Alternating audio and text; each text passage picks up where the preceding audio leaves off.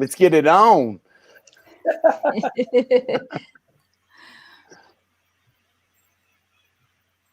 Why it's taking. Sailesh, what are you going to do with that green screen behind you? I normally have a forest behind me. I think we're gonna have like a Jedi. Wow, this is so exciting. And are we live? It shows you've been live for 30 seconds. We are live. Thank you for joining us. Jane Unchained News, talking about International Animal Outreach Day, International Pandemic Outreach Day. Ray Ippolito, this is your baby. Take it away. What are we talking about? Oh, thank you, Jane. I'm really grateful that you gave us the opportunity. So we're talking about very specifically, I've created a beautiful thing with an incredible team. I'm co-director of International Pandemic Outreach Day, One World, One Day, One Action, where we're calling in all animal rights organizations, all conservation, all environmental, all religious organizations to take part in our peaceful protest, our peaceful performance protest on May 1st. We've got 45 organizations in 43 countries participating thus far. It's going to just continue out throughout the week. And all the details are on our Facebook, which is Eating Animals Causes Pandemics, or you can go to our website, eatinganimalscausespandemics.com, or of course, IG eatinganimals_causes pandemics.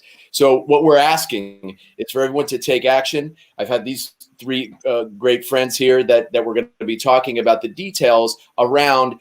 In my view, and probably in all our view, there's this giant elephant in the world, not in the room. There's this one specific thing that has affected absolutely all of us more than anything in my lifetime.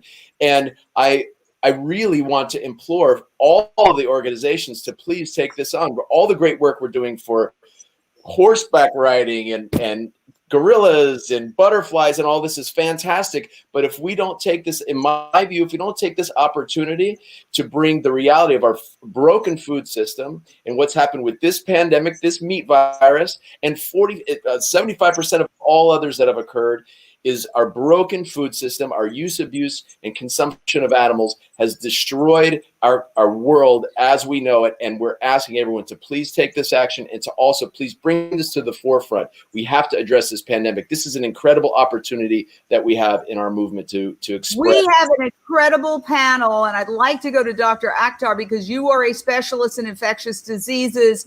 Tell us the bottom line. We're in a pandemic. It's absolutely devastated the global economy. It's killed millions of people at this point globally, but yet nobody's talking about the connection to eating animals. Lay it out for us. Sure. Yeah, there is definitely a connection to eating and exploiting animals more generally to our risk of infectious diseases, our risk of pandemics. And it's really disappointing that this pandemic has not been, the connection between exploitation of animals and this pandemic has not really come out to the fore in public discussions with our media, with our public health agencies, with our governmental agencies. But there is the reason why we're in this pandemic for this one in particular is because of the wildlife trade, of which the live animal markets in China is just one end result of the wildlife trade. But we also have a significant risk of infectious diseases coming out from factory farming. We've seen, since factory farming has really taken over globally, we've seen rapid increases in mutation in the influenza virus, which I know it doesn't sound scary, but the influenza virus has the potential to be far deadlier and far worse than what we're experiencing today. Damian Mander, you are in Zimbabwe. Tell us, you deal on a daily basis with wildlife, with farming and ranching, encroaching on wildlife, with wildlife being under assault.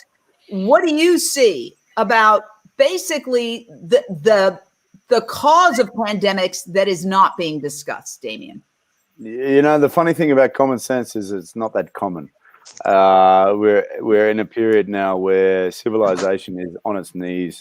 We're talking about millions of people dying, billions of people are in lockdown, and as we race into a global economic depression, we're talking about trillions of dollars of deficit. And if we just invested of some of that money in looking after nature in the first place, we wouldn't even be having this conversation. And I think the important thing to note is we're not the main act.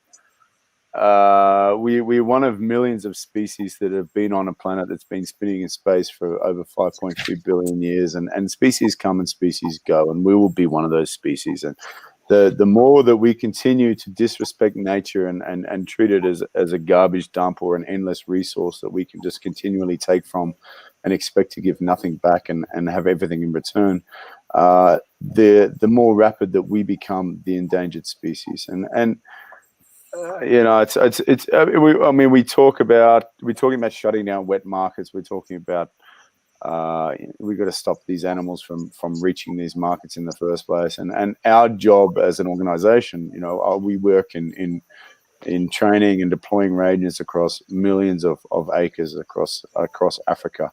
Our job is to stop these animals from reaching these markets in the first place. So, in a way, rangers form the first and the last line of defense for nature, and I think it's quite often a thankless task that goes unrecognized by a global community. But who knows what rangers have stopped previously, and who knows what they'll stop in the future.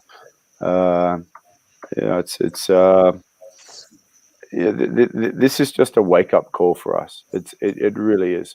And my hope is the deeper that we get into this situation that we're in, and the tougher that it becomes, and the harder that it is for us to rebound from this, the greater the lesson will be. And we're a species that responds very well to crisis. And I don't know if we've been pushed far in a corner to understand that this affects all of us on a global basis in a daily situation, to be able to respond in the way that we need to respond to make significant change in our lives.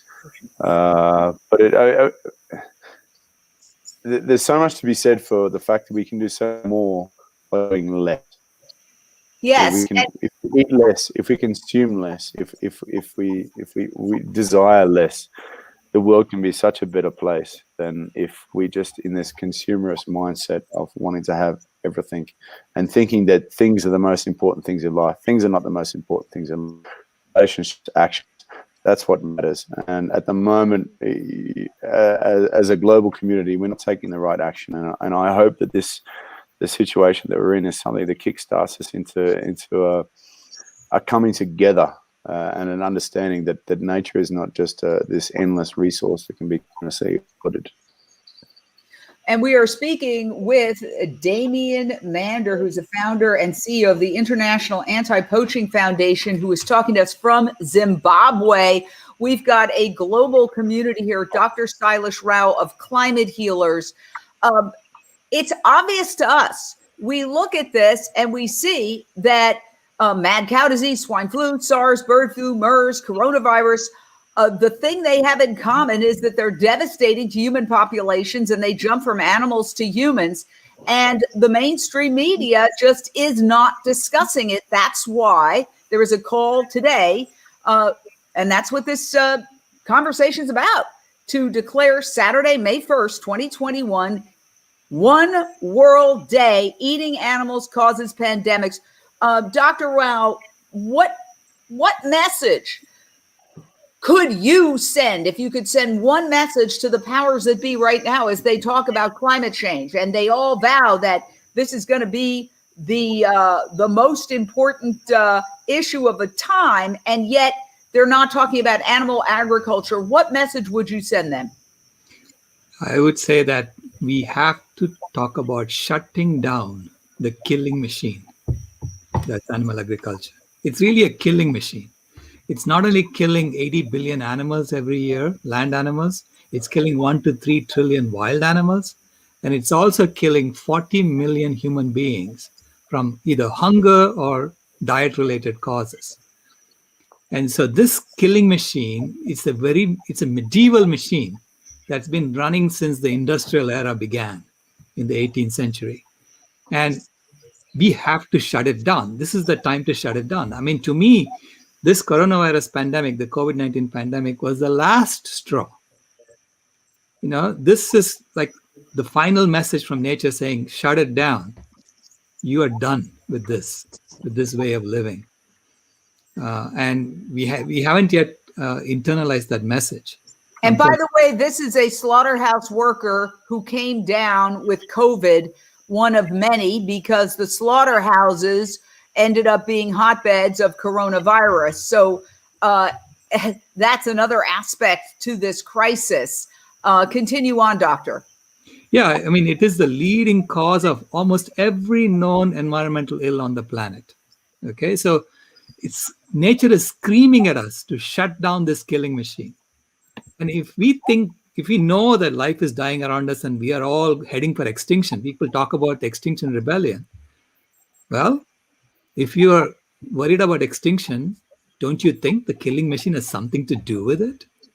I mean, how complicated is this to figure out? Not very complicated. This sign right here says it all. Yeah, absolutely. So it's pretty simple stuff. We have to shut down the killing machine and start regenerating the planet. And so we have to organize ourselves differently to do that.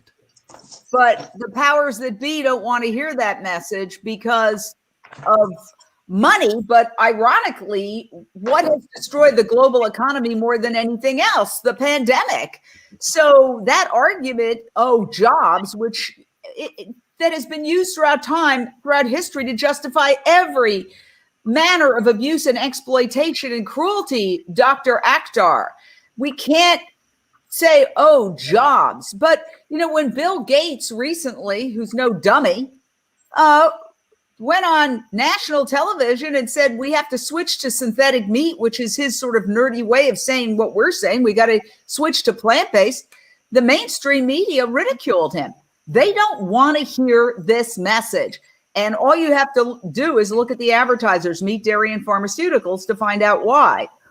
How about the medical community? Is the medical community acknowledging this, Dr. Akhtar? No, the medical community is not acknowledging this. They're just acknowledging the live markets in China, and that's basically it. But as Damien mentioned, that it's the entire wildlife trade. It's the entire way in which we treat animals. It's easy to look at one instance that's happening somewhere else and really point to that as being the problem. But the problem is really with all of us. It lies with all of us in our consumption habits, in the products we buy. And so our public health agencies, medical doctors, first of all, doctors they're not trained on really how our interactions with animals and our treatment of animals impacts human health. And the public health agencies are mostly staying mum about the larger issues that we're talking here. It seems like everybody's in deep denial. There was just a ruling by the California Coastal Commission that favored dairy farms on national land, a national seashore, over Thule elk. It seems that even here in quote unquote progressive, environmentally friendly California, the meat and dairy industry completely runs the show when it comes to politicians. Ray, what exactly are you asking people to do on May 1st, and why do you think it's going to be effective? So what we're asking people to do on May 1st, we're asking, again, all the different organizations from animal rights, environmental conservation, and religious to stand together on one day. We have a very specific action that we've created that you'll find on our website and also on our social media to take a stand on this one day, to make that message very clear to government leaders, to corporations, and to people and organizations, but to stop this completely broken system that we have, not only for food, but for everything else that we're doing. Damien's working, out conserving millions of acres in Africa, because we have people that feel like this is an important thing to do, is to go out and hunt wildlife, to go capture wildlife, to sell wildlife for crazy things as far as, medicinal concerns that are so archaic and mythological, they make no sense. Cutting down rainforests, the way that we're treating this planet, as Dr. Sadich said so clearly, like it's ridiculous and it's embarrassing, and there's no end to it. And the way in which we consume just puts us at greater risk every single day. What we're asking is for people to really not only take a stand, but to stop buying and purchasing these things. The reality is that corporations, they're only selling stuff that we buy. So we can get mad. I have friends that say all the time, it's like, well, if they don't sell it, or these companies, they're only selling what we buy. We need to make this more clear, Jane. And you said it very clearly. The mainstream media is not tackling this. Even in the environmental conversations, they're not taking care of this. They're not talking about this. And this is a systemic problem. And if there's one thing that we could do that would make the greatest difference in our world, that would be to stop animals. That would be to go to a plant-based food system. We have brilliant minds creating all types of incredible foods. And we also have the foods that they're being created with, right? I mean, for millions and millions of years, we've eaten fruits, vegetables, nuts, seeds, and grain. It's been totally fine up until now, but we have to take more responsibility for what we're doing as a community. I mean, here we are, we're talking to Damien in Zimbabwe. I'm in Los Angeles. Ray, I think you're on the East Coast. Dr. Rao, you're in Arizona. Look at this. We're having this conversation, technical marvel. And yet, when COVID appeared in mink farms in Denmark, look what happened. They decided they were going to kill 17 million mink. And then instead of talking about ending the mink trade once and for all, and we had an amazing activist who came and showed us these horrific pictures of millions of mink being just thrown into dumpsters, instead of saying, this is an industry nobody needs, it's completely out of date, the younger generation is rejecting it. The World Health Organization talked about biosecurity at mink farms. Dr. Akhtar. It's so hard to deal with that. It's so frustrating. You're absolutely right, Jane. It's ludicrous. It's ludicrous how we think and how we behave as a species. I mean, and as even as Damien pointed out, we're causing our own extinction over time. So if people don't even care about these things for the animal's sake, they should at least care about our sake. But it is heartbreaking to see what's happening to those mink. And unfortunately, killing those mink sooner rather than later was probably a blessing in disguise. But the step didn't go far enough. I mean, it probably, the industry had to be stopped. Mink farms are very much like animal agricultural farms. They're very similar to industrial animal farms. And the whole idea of having biosecurity on these farms is ridiculous. Studies have actually been done to look at, can you actually implement biosecurity in these farms? And what they found is that despite all attempts, it is still so easy for a new virus to enter one of these factory farms and a new virus to leave one of these factory farms. Well, look at this. There is no biosecurity. This is a mink farm, okay? Yeah. They're covered in feces. We can't even show you the worst photos because it's so disgusting. Animals urinate and defecate. This is what all living beings do, but they're doing it by the billions and billions. We're only 7.9 billion humans, and we are killing just for food 80 billion land animals. If you include fish, it's trillions. We know the new film Seaspiracy just came out that talked about the horrors of the fishing industry and how the so-called environmental groups are, it makes a very powerful case, colluding with the fishing industry and are actually not even, at best, not accomplishing anything, at worst, giving people false assurance that what they're buying is environmentally okay when it's not. Damien, you're there, fighting on the ground to save animals in the wild.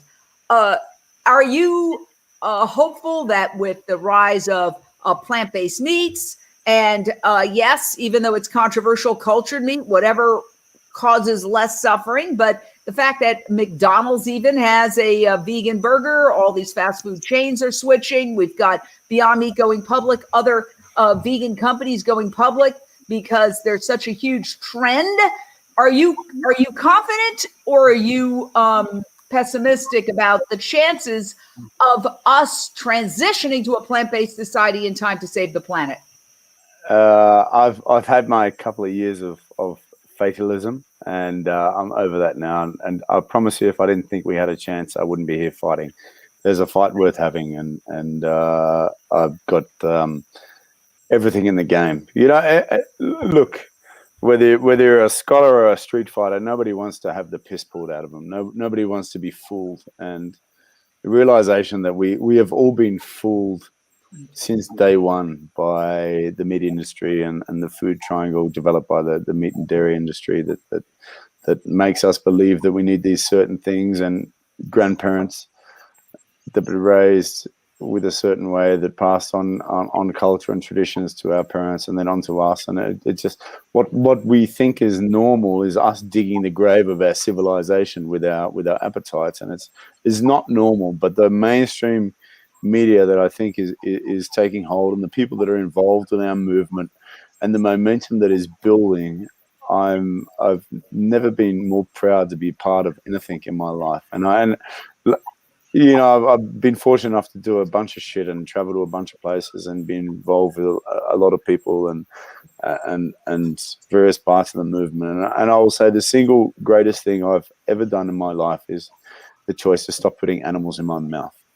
And just waking up every morning, I already know that I'm doing more than I've ever done previously by doing nothing. By the choice of doing nothing, I'm doing more than I've ever done before. And it's so simple.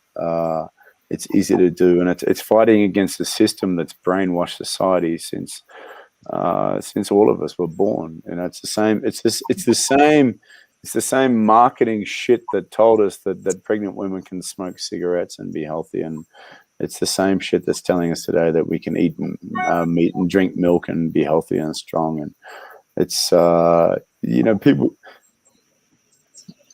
Nobody wants to be taken a fool off. Just do a little bit of research. Just dig. Just scrape away the initial layers and have a look at what's there. And there's so much information, and the benefits are right there at our fingertips. They're on the edge of our lips.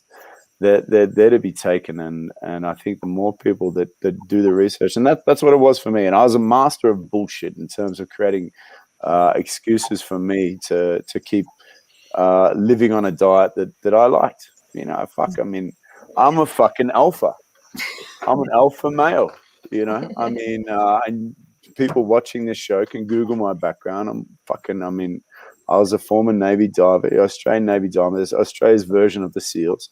I went to a specialist unit as a sniper. I've spent more than 600 operational days in war, done hundreds of combat missions, and eventually you get to a point, it's like, yeah, I might be an alpha, I can do whatever the fuck I want. But you get to a point where you say, I don't want to pay someone to do something to something else that can't defend itself. And that's what it is for animals. So I've got a moron. Just that's my housemate. That would be actually Dr. Peter Lindsay, head of the Lion Recovery Fund for Wildlife Conservation Network. Wonderful! You guys are doing such extraordinary work, just to jump in there, is just like, the people that give me shit for like the stance that I take in regards to animals is just like, well, okay, as an alpha, why would you want to pay someone else to kill something or do something to an animal you're not prepared to do yourself? And if you're not prepared to hurt something or kill something that can't defend itself, then don't fucking do it.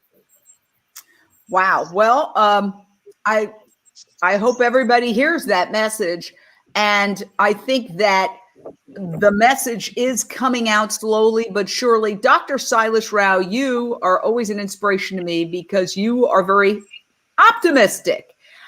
Even though it seems on a daily basis, we hear more cataclysmic information about new factory farms and new sadistic methods of mass producing animals. There's supposedly in China going to be a skyscraper filled with animals that they're going to breed on various levels and then take them here, there, and everywhere prior to their deaths.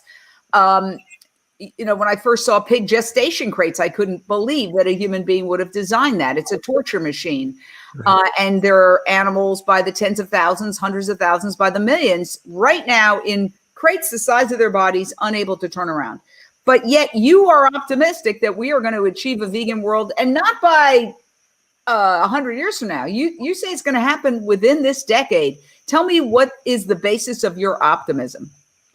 Well, it's as Damien just pointed out, nobody likes to be fooled. And we have been fooled from the day we were born by this industry. And we are now discovering that we have been fooled. So this is why Cowspiracy is such a huge hit. What the Health was a huge hit. And now Seaspiracy, and then we are going to have The End of Medicine is going to come out soon.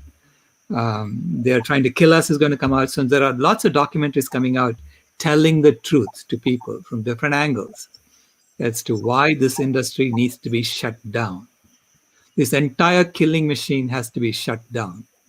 If we want to survive, we're going to have to do this. Okay, so I see this as the equivalent of someone driving a car at 90 miles an hour, rounding a bend in the road, and discovering a concrete wall in front of you, 5 seconds away from impact. Would you at that point say, "Oh, I love to drive my car fast. I need to keep my foot on the accelerator," or would you put your foot on the brake? Well, if you're drunk, you may not be able to put your foot on the brake. Well, not all of us are drunk, right? So each one of us has a foot on the accelerator or on the brake. So if more of us put our foot on the brake, the whole thing is going to collapse. It's going to stop. Okay, this entire killing machine is an edifice that has been constructed over hundreds and thousands of years. But it depends on growth for it to survive.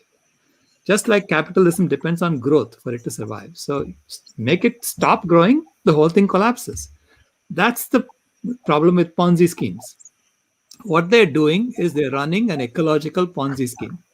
They're just liquidating nature and distributing it to each other as short-term income. How long can you do that?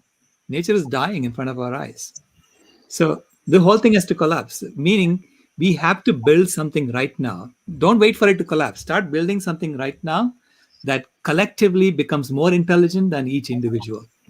Right now, we have an organization that collectively is stupid compared to any individual in it. Okay? Collectively, we are doing such stupid things, even though we are all intelligent people. Now, Dr. Rao, you, along with our call for a Mayday protests, demonstrations in town squares, in front of media organizations, at government offices, wherever you want to go in the public and peacefully, respectfully demonstrate, this organization that has been created by Ray says, hey, get out there and just point out that we're in this mess because of our toxic relationship with the natural world, our destruction of wildlife habitats, and our eating of animals. And make that statement known, and of course go live and send it out to people on Facebook and Instagram and others. But you also, Dr. Rao, have a convergence that's coming up this weekend, which people can join by going to climatehealers.org. And you are going to be working with a group, including myself and others, to achieve a vegan world. Can you tell us a little bit about that? And also, if you want to learn more about it, you can watch this documentary, Countdown to Year Zero, which is streaming on Amazon Prime, which outlines Dr. Rao's crusade to achieve a vegan world. Go ahead, Dr. Rao. Yeah, so we have been doing this now. This is the 5th convergence that's happening. And basically, the idea is for us to come together and collectively do something that's better than what each individual can do. So each individual organization can do. So fundamentally, we all want a vegan world. Everyone who comes to this convergence is going to want a vegan world.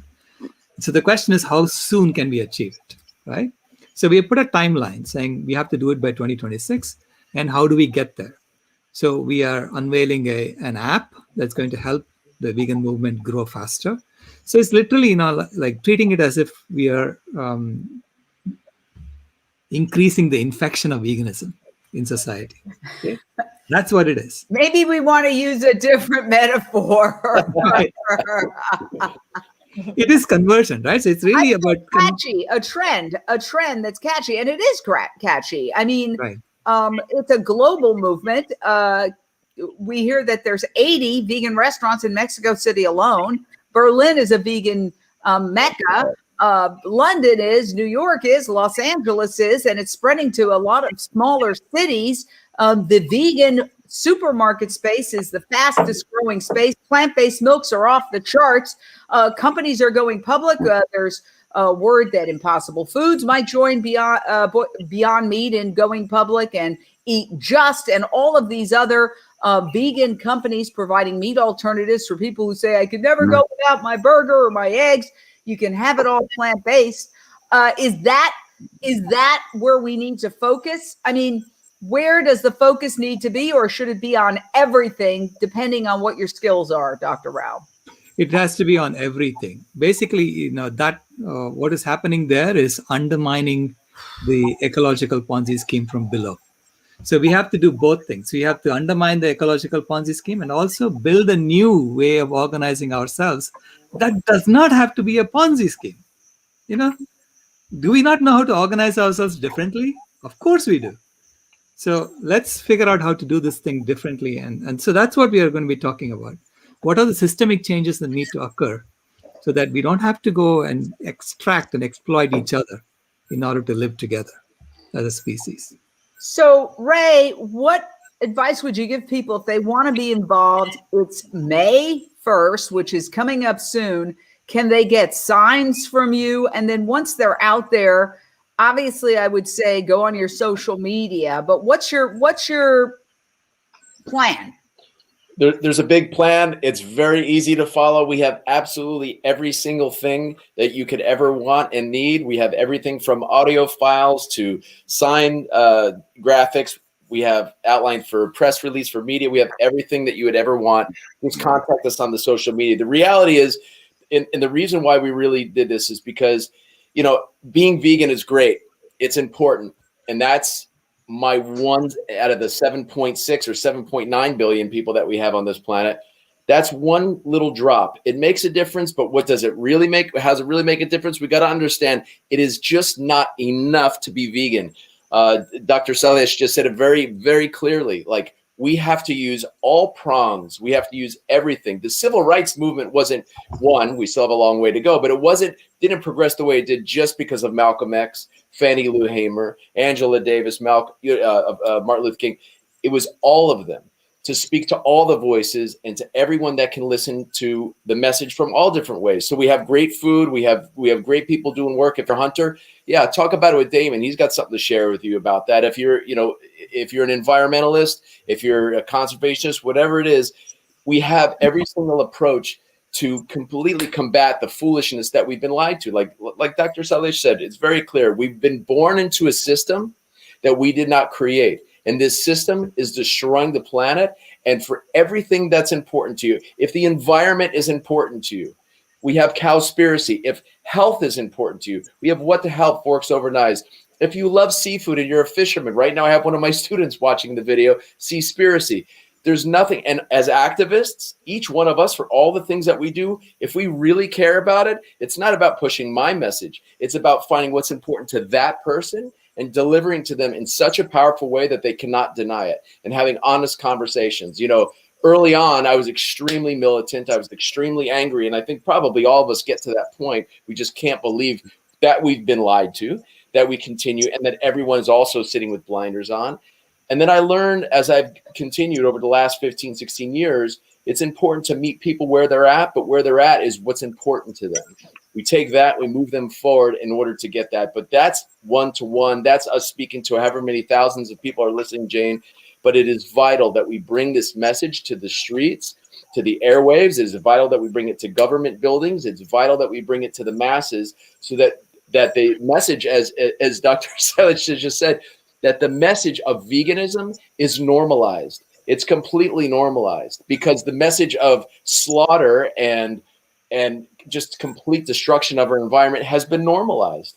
I have a beautiful, beautiful friend of mine just took his kids to the zoo yesterday, and that's a friend of mine. Do you think a friend of mine has not been listening? Like, I'm in everyone's phase as much as I can be, and they just went to the zoo and didn't even realize it. We have a lot of work to do. It is not enough. It is not enough. It is not enough to be vegan. We have a very short time.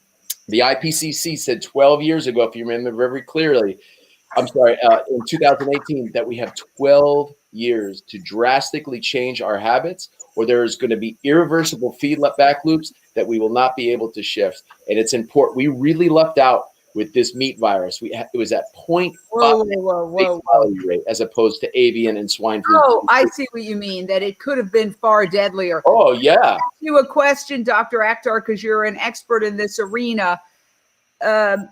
It's dangerous to make predictions, and we want to be obviously we don't want to have nightmare scenarios and scare people. But what are the possibilities of a next pandemic? Because Ray mentioned it. I mean, there are more virulent diseases. In the 14th century, the plague wiped out a third to half of Europe. It could be worse.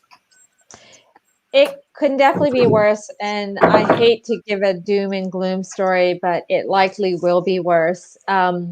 We're just starting to see. I mean, I and so many other people predicted this first pandemic years ago, and so I don't think it's too far of a reach to suggest that we are going to continue to see pandemics because we have not changed our behaviors. There has been no major systemic change as a result of this pandemic. And I guarantee after this pandemic is over, people are going to forget whatever they did learn. They're going to forget. We're going to go back to the previous behaviors that caused this pandemic in the first place. And we do know that some viruses can have a lethality rate of 60-70%, meaning they can kill up to 60 to 70% of the people that they infect. Coronavirus is a lethality rate of 2 to 3% on average. So we could have a much worse virus come out from as a result of wildlife trade, our general exploitation of animals, mink farms, or from industrial animal farms. Or they could actually even come out from the laboratory with our use of animals in experimentation.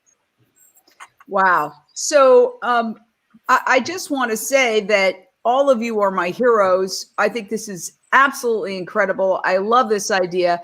I would say my suggestion would be go to the media.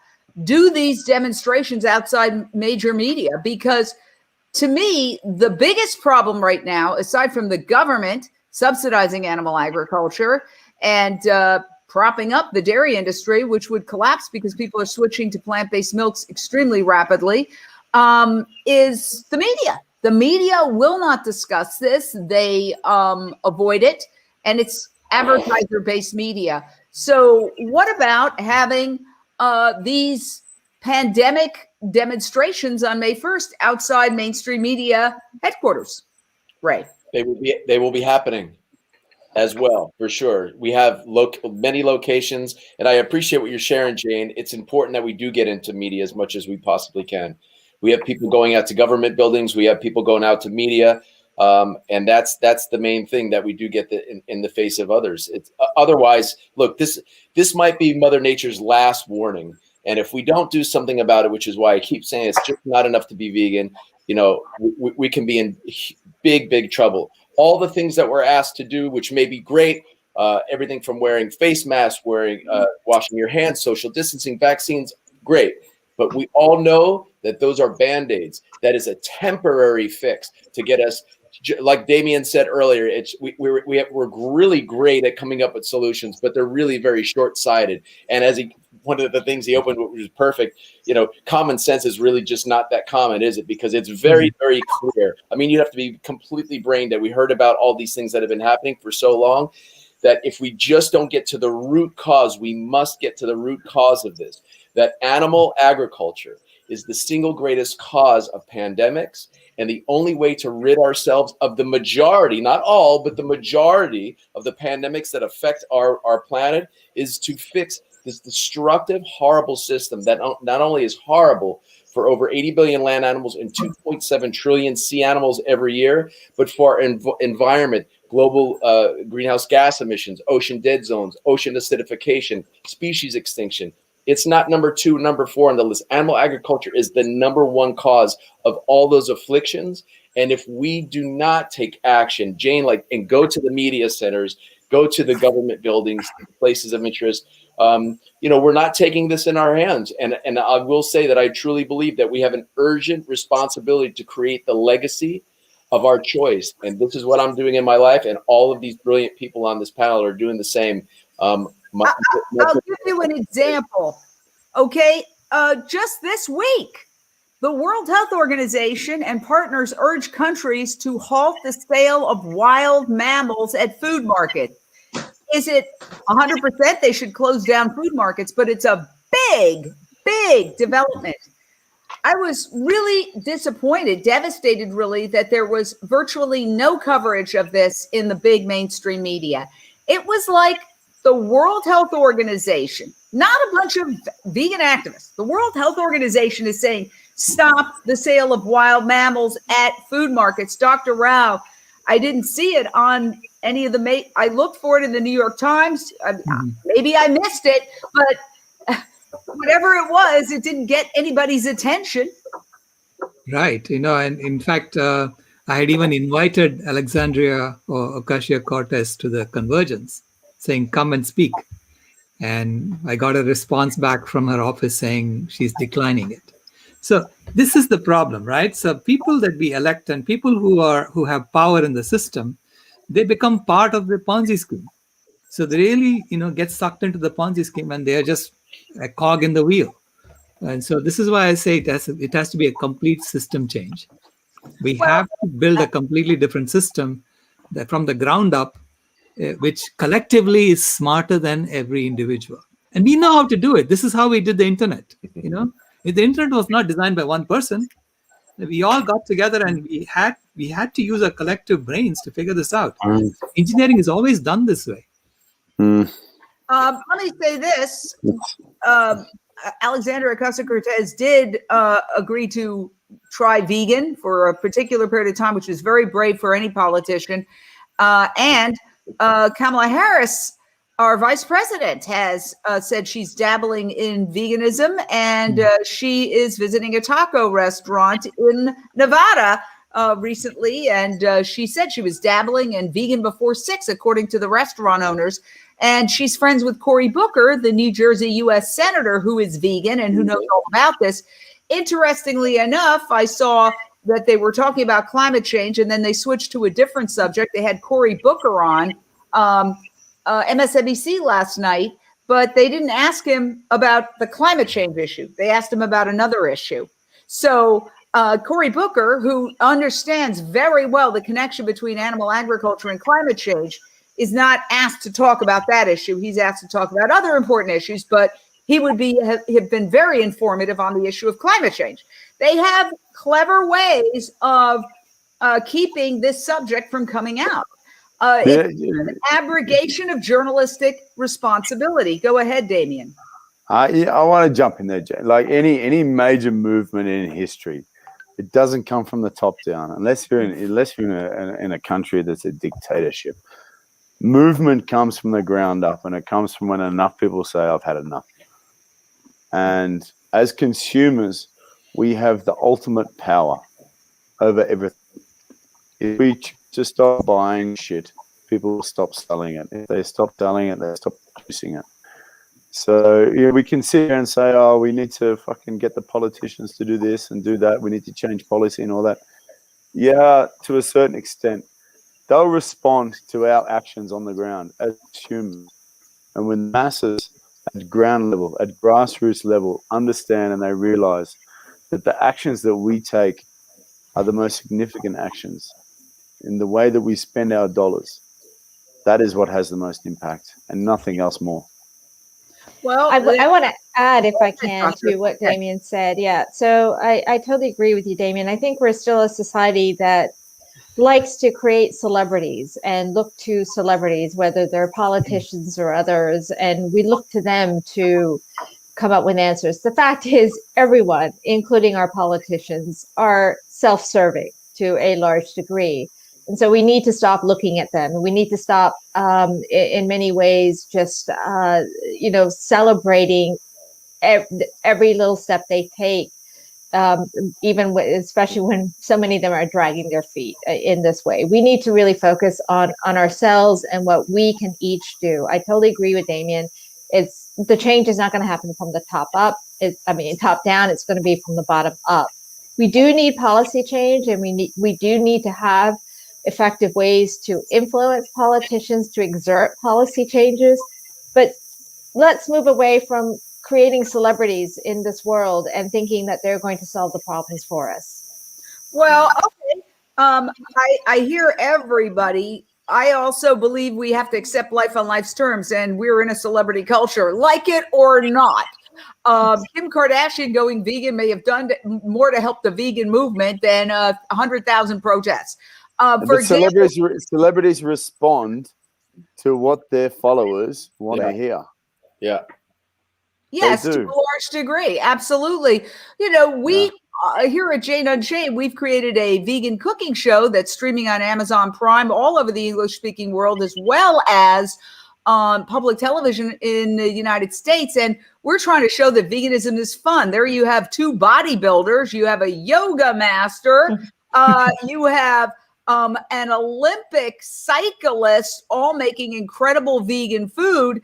And so we dance every time we turn on the blender. We had a good old time. It's called New Day, New Chef. And we're trying to normalize veganism, to make veganism the norm and show that it's fun. It's not a sacrifice.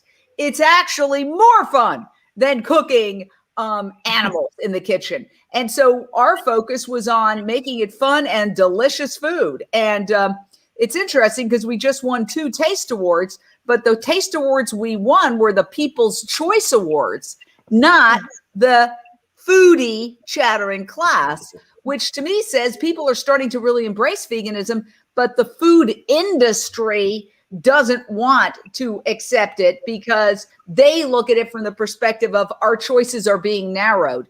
If you look at media organizations, they are like feudalistic societies. They have their science department, their local news department, their national news, their food department.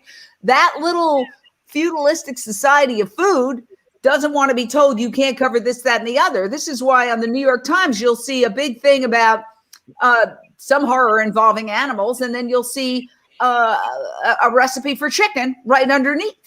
And so this is the reality. I think that one of the things that we can do, along with speaking truth to power, along with protesting and marching, is showing that this is fun. It's a fun lifestyle. And, that's very, very important as well.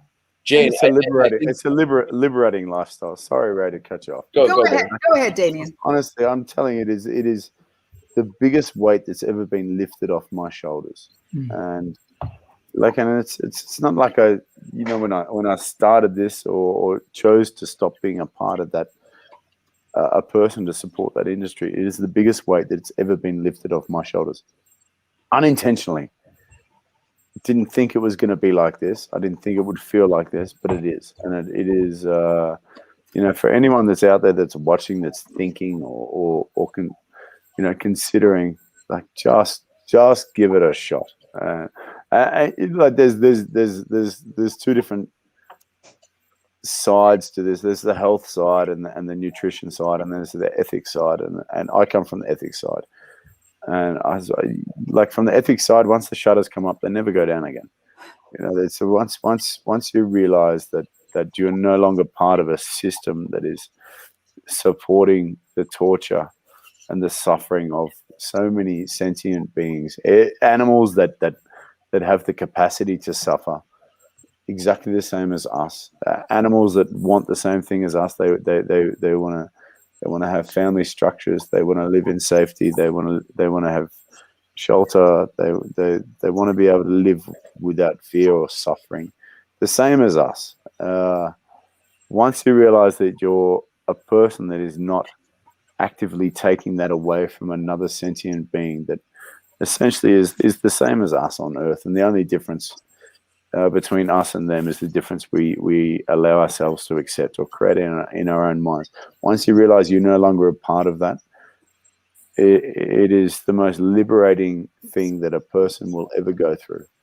And I can say that unreservedly. It is absolutely the most liberating thing you could ever imagine. Wow. Well, I think that you've said it all. Let's have some final thoughts. Again, the whole point of this is to urge people to get involved in the May 1st event, which is Eating Animals Causes Pandemics. You can go to the webpage, which is eatinganimalscausespandemics.com. You can download anything you need for signs.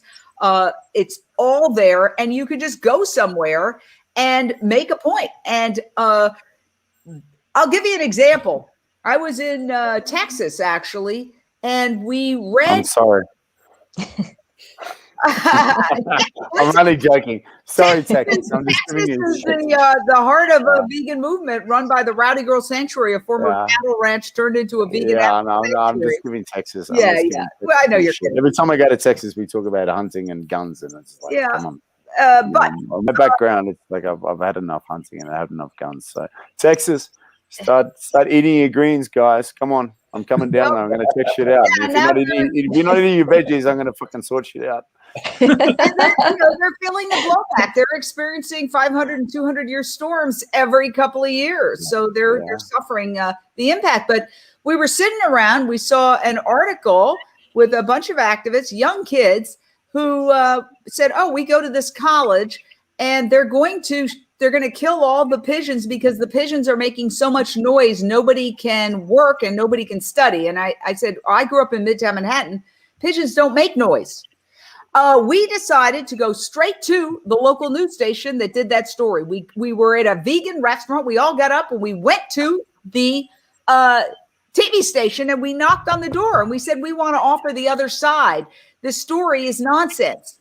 And the kids who were going to that college spoke, and we stayed out there till they sent an anchor out, and she interviewed them, and they were on the news that night at 11. That's a perfect story, Jane. You know what that is? That's you doing what you do and what we all should do. If we're doctors, if we're teachers, whatever it is that we do, it is important that we take action. It was perfect. It was just perfect what you did. And what you said, you're bringing light to stuff. You have your cooking show. It's important that each one of us does what we do and brings the message of veganism into our, even if it's our workplace, bringing vegan food in or whatever, and taking action. I could tell you that taking action is the only thing that actually works.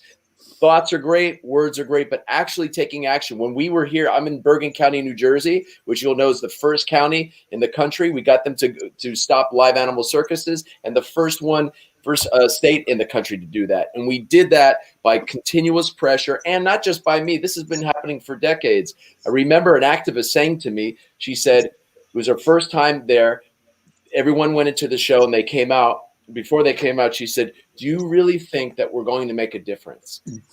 I said, listen, I'm telling you we're making a difference. Wait till they come out, because when we shared with them before they went in, they had no idea about what the experience was of those animals. When they come out, you'll see. And they came out and they littered her with unbelievable praise that they'll never go back again. And I told her, I don't know what's going to happen. If it's going to happen I believe it'll happen in my lifetime, but it really happened very shortly thereafter. We got rid of them. And with all the great activists in the world of bringing this out into the world, bringing it into media, bringing it into the conversation, above and beyond anything, it's the most important to be active. No matter what it takes, be active. Passive, peaceful, or otherwise. It's important. I'll give you two other. And I want to. Sorry, Jane. Yeah, go ahead. I want to jump in there on the back end of that, and Ray, I hope I'm not implicating myself. Have you not broken into a music store there? But you know, a lot of people ask me, you know, how can I be more involved with the movement?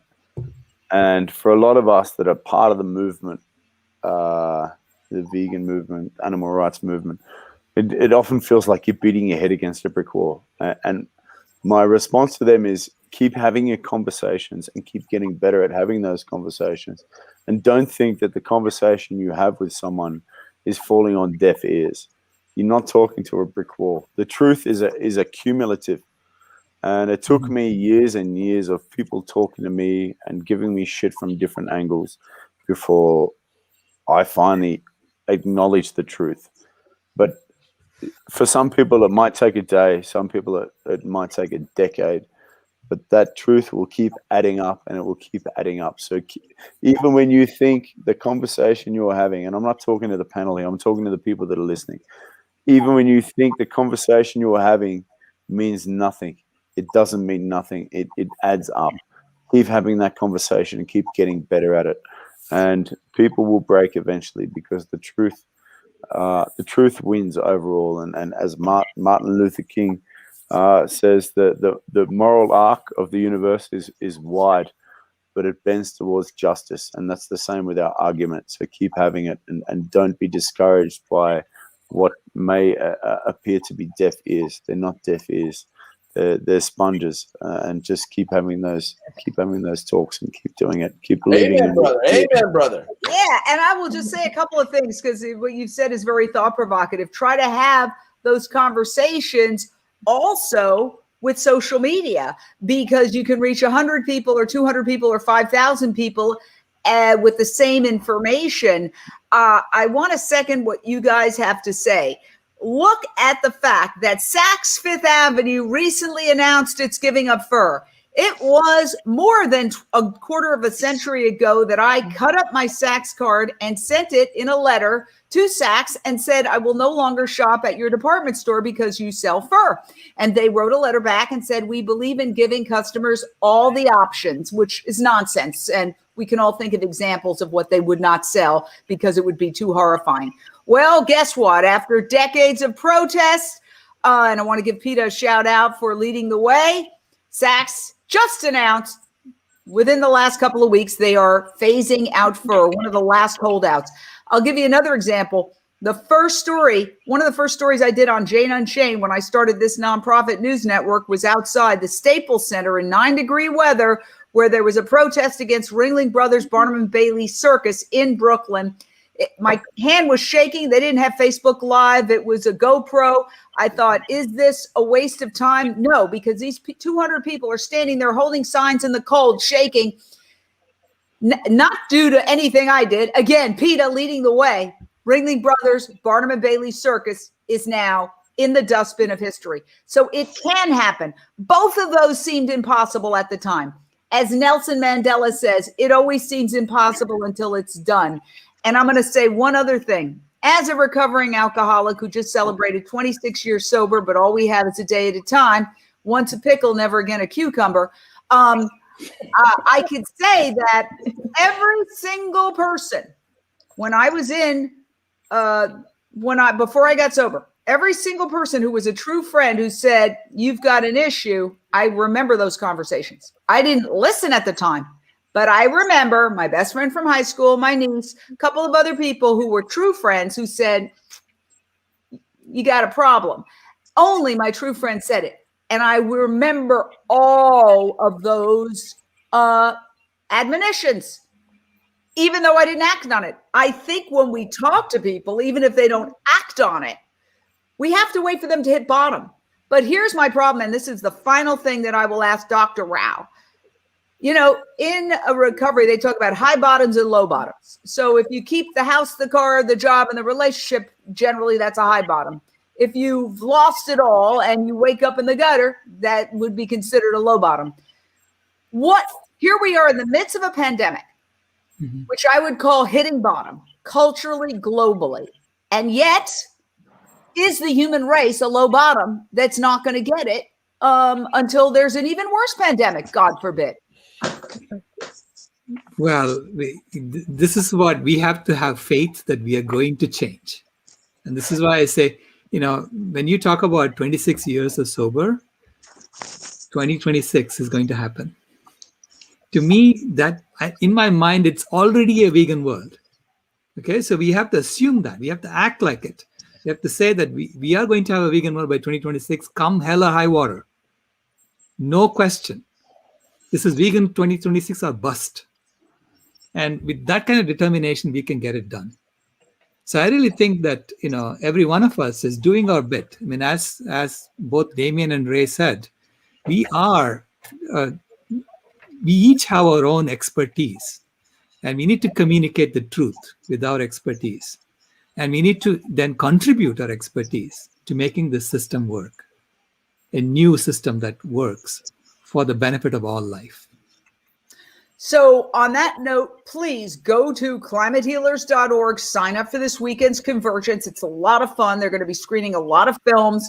In fact, I'm talking to Kip Anderson and Ali Tabrizi tomorrow at 12:30 Pacific about their new film, Seaspiracy, which is just making huge waves, pun intended, an absolutely extraordinary film about the horrors of the fishing industry and the collusion of the so-called environmental groups that are getting funds from the fishing industry. And then we have Ray Apolito, who is another one of my heroes, event on easy to remember, May 1st, Mayday, which is an international distress call. Right. Get involved. Go to eatinganimalscausespandemics.com. Download what you need to do. And even if you just go to your local news station and hold it up and stand there in the door, it will have an impact. It will happen. Dr. Akhtar, thank you for joining us and lending your expertise. Damien, thank you for joining us from Zimbabwe with your truth bombs. Incredible. Ray, I love you. You're my hero. Dr. Rao, you know I'm a groupie. Thank you so much.